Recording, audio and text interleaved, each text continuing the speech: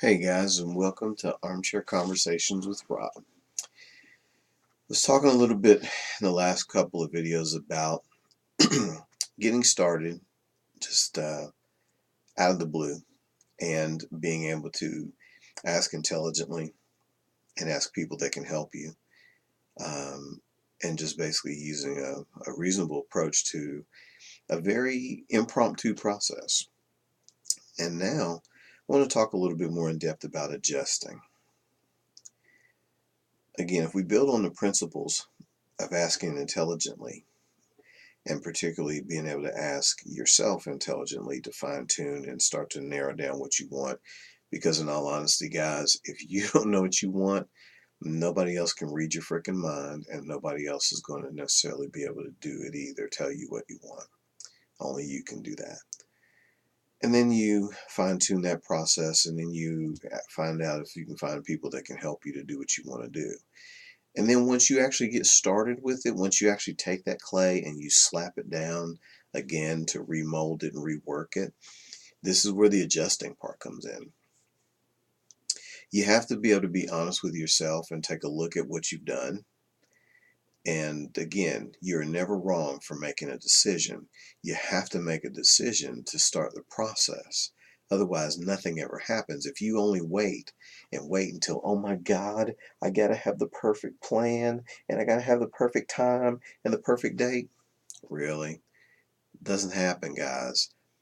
The one thing that I've heard from a lot of successful people that I've listened to over the years and read books from is that there isn't necessarily a perfect time. Now, you can luck out and have good timing for something, but waiting for a perfect opportunity is kind of a hit and a miss, because sometimes opportunities never come unless you make them. Even Napoleon, little Napoleon with the, said circumstances, hell, I make circumstances.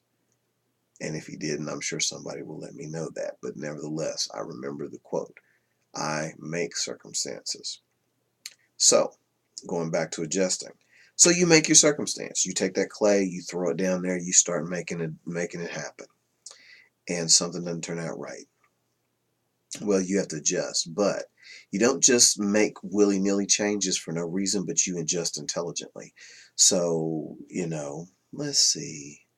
So we're talking about business and, like, for example, my videos. One of the adjustments I've had to make is that people didn't want to see the stuffy me with the super duper language, which really I never was, but it was enough so that it wasn't interesting because I didn't feel like natural, like I'm actually sitting here talking to you. And one of the adjustments that I made is I've shortened the conversation somewhat and I've tried to stick to the points. What is it? The main thing is to keep the main thing the main thing. I think I heard Bob Proctor say that, and I'm sure it came from other sources. So you adjust and you look at what you're doing and you adjust toward the goals that you're after. You don't just make a change just for the hell of it. So, like if you make a donut and you don't put enough sugar in it and you eat the donut, it doesn't taste very sweet, you don't throw in alum or vinegar. You have to use your brain and say, I want it to taste sweet. What things are sweet? Okay, sugar, agave syrup, honey, whatever. And you throw it in there. Okay. Well, it's the same with making adjustments for anything else that you do. You adjust intelligently. It doesn't have to be perfect, just intelligent.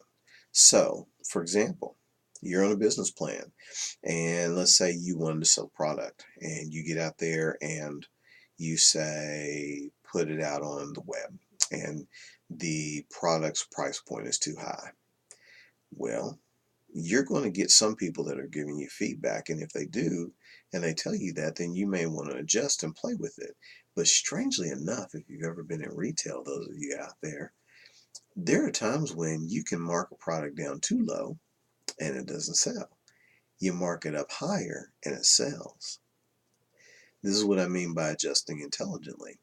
If you need to make adjustments that are counterintuitive, sometimes they still might work and they have to be kind of along the lines. Because once you tried everything else, whatever's left, however implausible, improbable, unlikely, is your next course of action, probably the winning one. I'm reminded that Colonel Sanders, did not 9,009 no's, I think, before he got his first yes. It was several thousand. Edison ran out of ways to create the electric light bulb that didn't work. I think he was like 10,000 failures. So you get my point.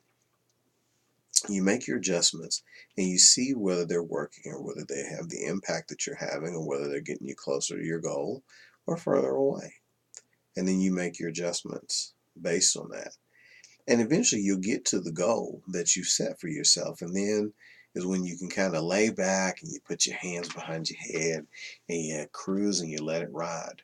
But until that point, you have to watch and make adjustments. Oh, that didn't quite do it. And you watch and you make another adjustment. Oh, well, that was a little bit better. So maybe I need to go in this direction.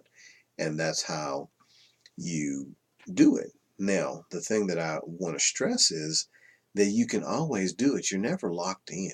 And that's the biggest thing I wanted out of this whole turned into three-part series is that you can always adjust. You can always make a change. But you got to make a decision in order to make a change because you can't have an adjustment without a choice being made and action being taken. So get out there and take action, enjoy yourselves, and make adjustments. And don't worry about things coming out perfect the first time because you know what? Those of us who got any sense at all that have actually been out here and done anything know that it doesn't just happen. It has to be worked on and worked at. So anyway, I really appreciate you guys sharing my armchair. And I encourage you to give me some comments, some feedback. Let me know how you like it. If you've never seen me before, welcome. If you have, thanks. Please subscribe and encourage other people to do also. And encourage other people to give me comments, leave feedback.